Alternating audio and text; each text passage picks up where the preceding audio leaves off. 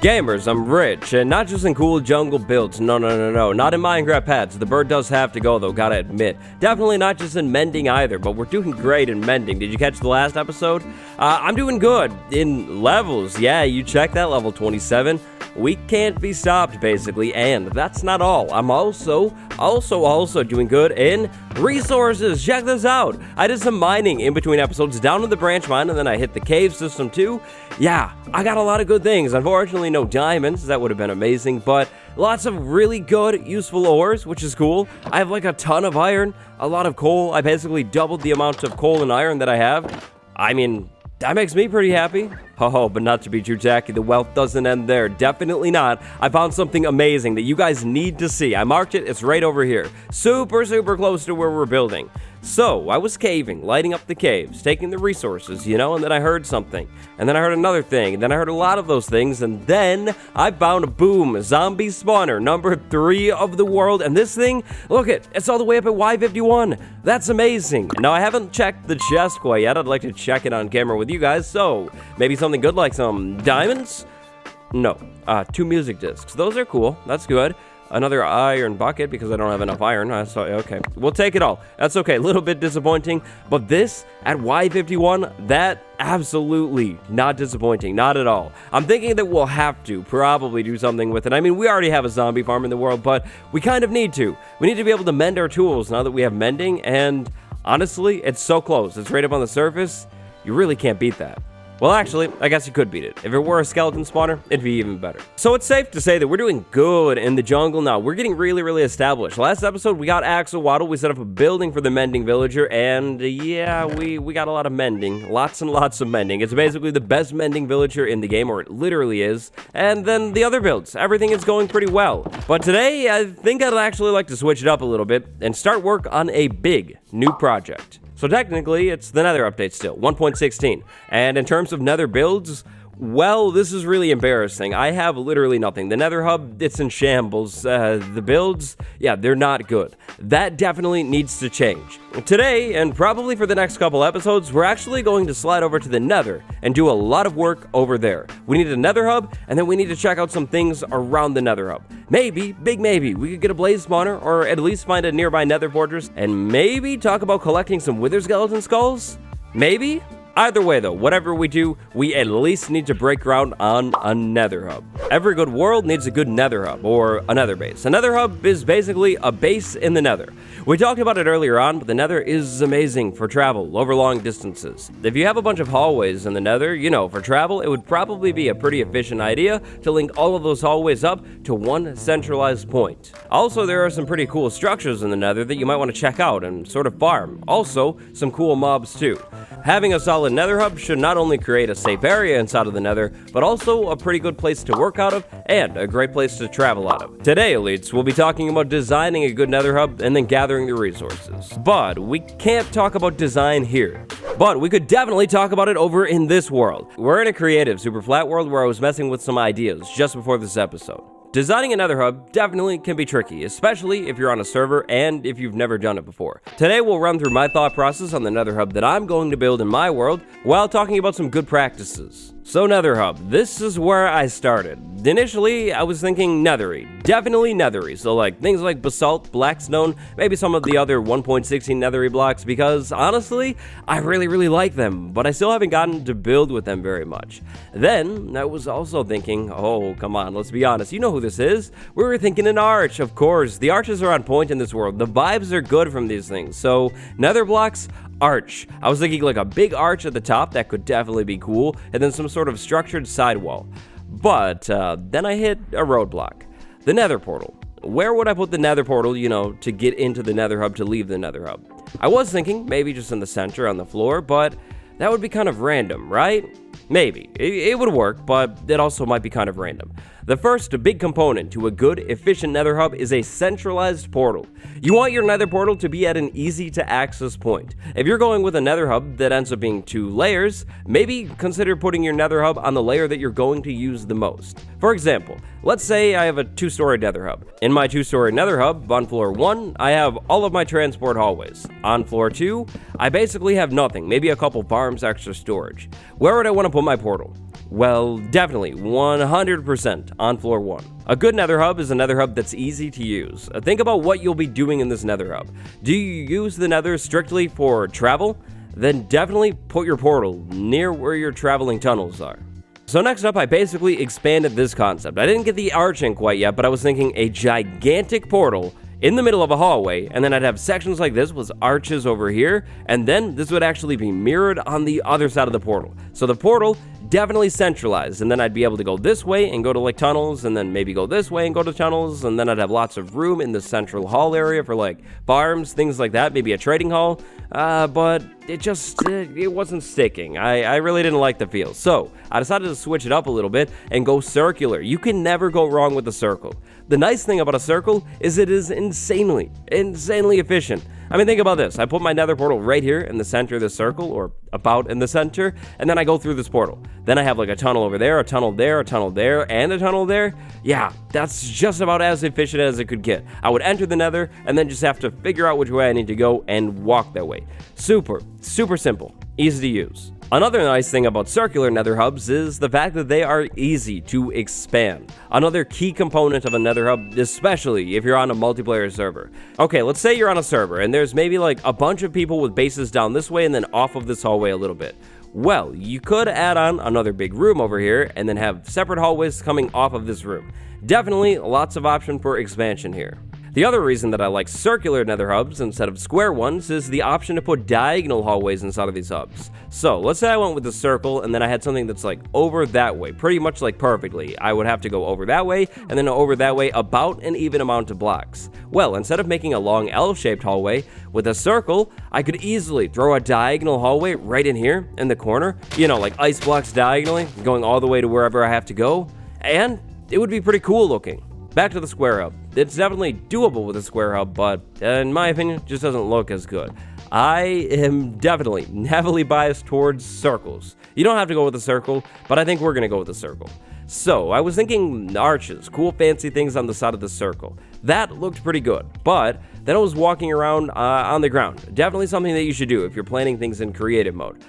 This hub honestly felt a little small, so I decided to step things up a notch. And boom, here we are. This is the concept that I think I'm gonna go with. It is grand, for sure. This is going to be a big nether hub. In fact, maybe my biggest nether hub ever. I'm thinking definitely a tall ceiling. This nether hub is going to be at the ceiling of the nether, so on the ceiling we'll have bedrock, which should look really cool and actually, coincidentally, match like amazingly with basalt and blackstone because of the colors on bedrock. I mean, look at this. These two blocks, literally, they're combined on bedrock.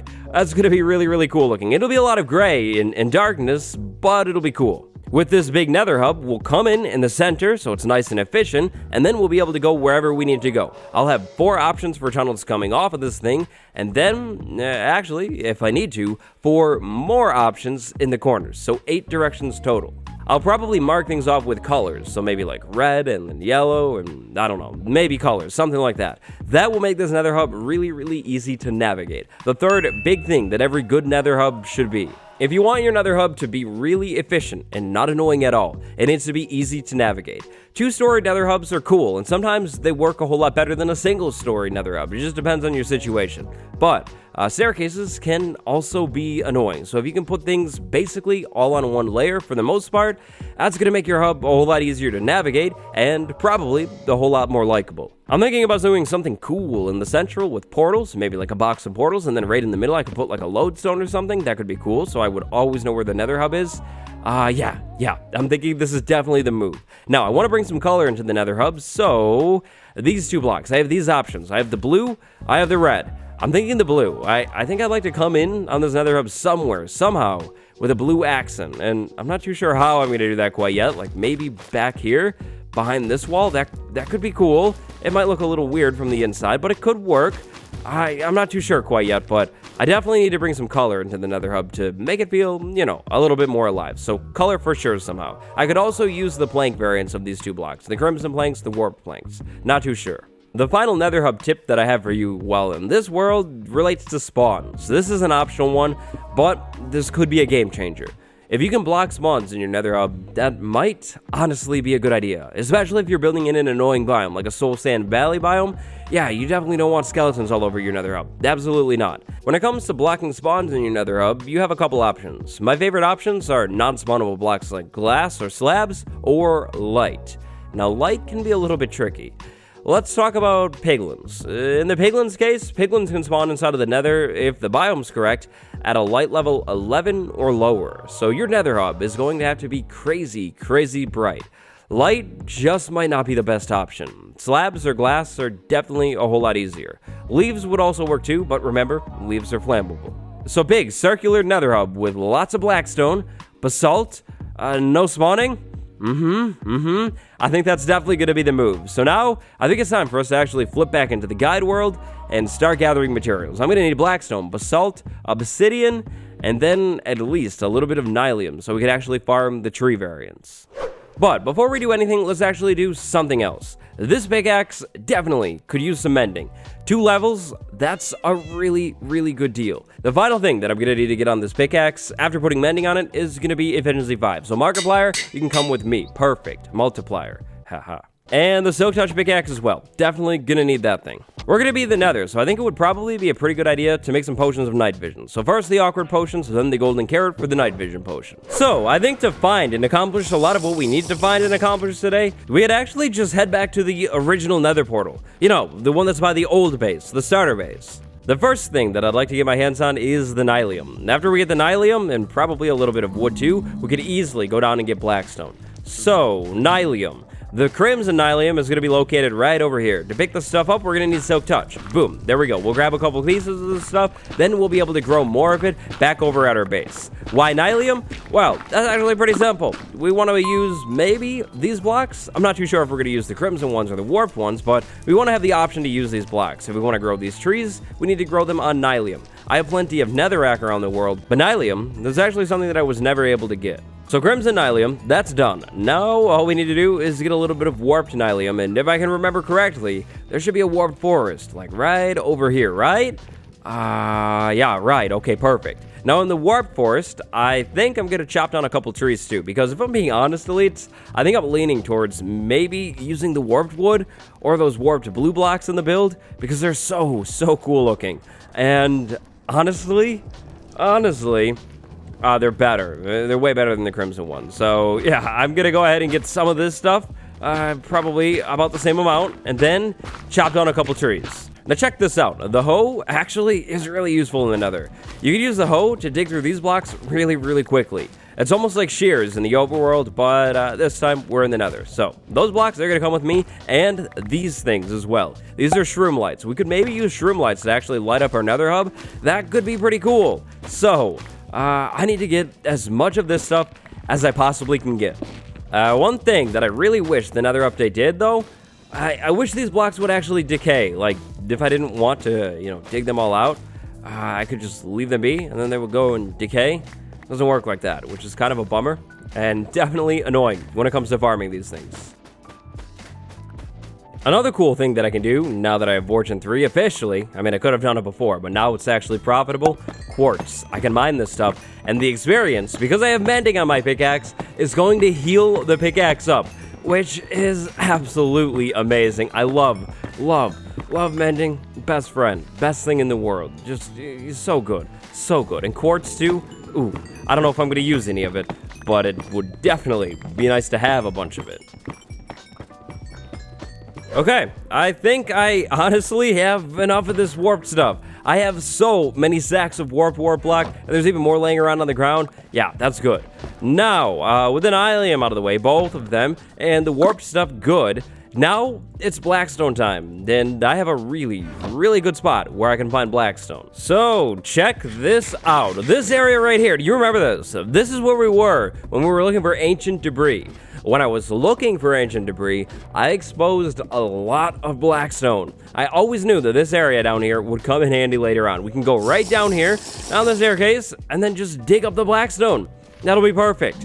Then, after that, after the blackstone, I think we'll basically, surprisingly, be pretty much done with the Nether for now. So, I'm gonna get some blackstone, then I'll meet back up with you guys, actually, over in the overworld, I think I'm gonna need maybe like, I'm gonna need a lot of blackstone. I'm gonna get as much blackstone as I possibly can get, and maybe, if I'm lucky, I'll actually end up exposing some ancient debris too. That would be a big win.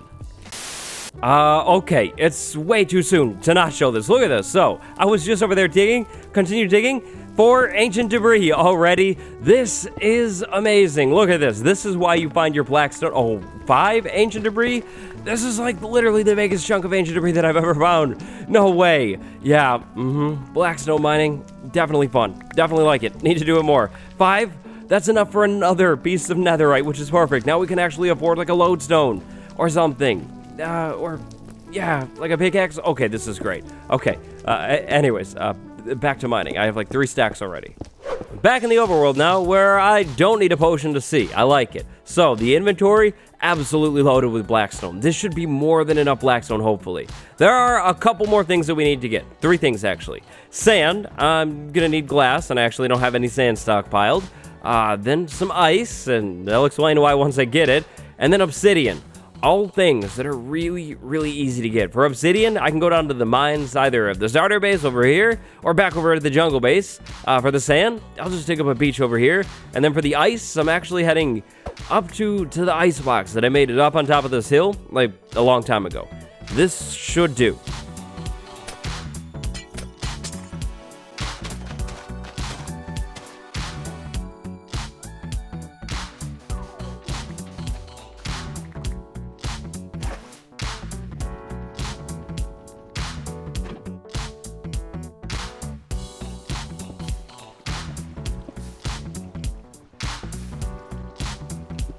Home sweet home. Now, it's time for the comment of the day. Today's comment of the day is a question. Do you take the question of the day from anyone in the comments or only your Patreon members?